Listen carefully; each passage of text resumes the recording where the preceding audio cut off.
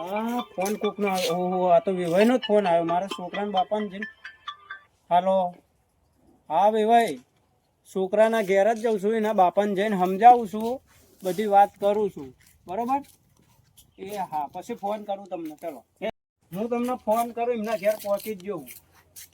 એ આવો ભરતભાઈ, આવો આવો. એ રોમ રોમ. બેહો બેહો બેહો બેહો બેહો.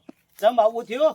એટલે ભાઈ પેલા વિભાઈ ના ફોન આયા કરે છે, શું કરવાનું તારા છોકરાને? અલ્યા હવે છોકરો હારું બૈરું ના પાડે છે લાવવાનું ભરતભાઈ. પણ ચમ?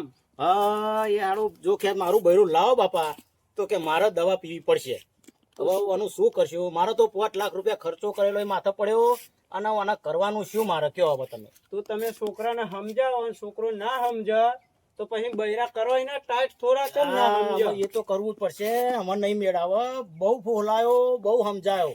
આ શિખર કના વાદે ચડ્યો છે ને શું થયું છે ને એ મારે જાણવું પડશે, પછી એની વાત છે. એ ભરતભાઈ જો આવે એ મારો છોકરો હેડ્યો. આય બેટા આય. પપ્પા અરે તારી વહુ લેવા જવાનું. આ આવ્યો મારો છોકરો. હવે બેટા તારી વહુ લેવા જવાનું છે.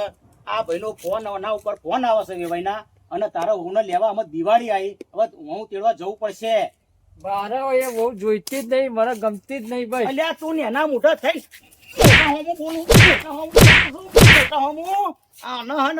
વાગા કરવા જ પડશે નોખા ભરતભાઈ. હવે છે ને આ નહીં તો હું નહીં લે હે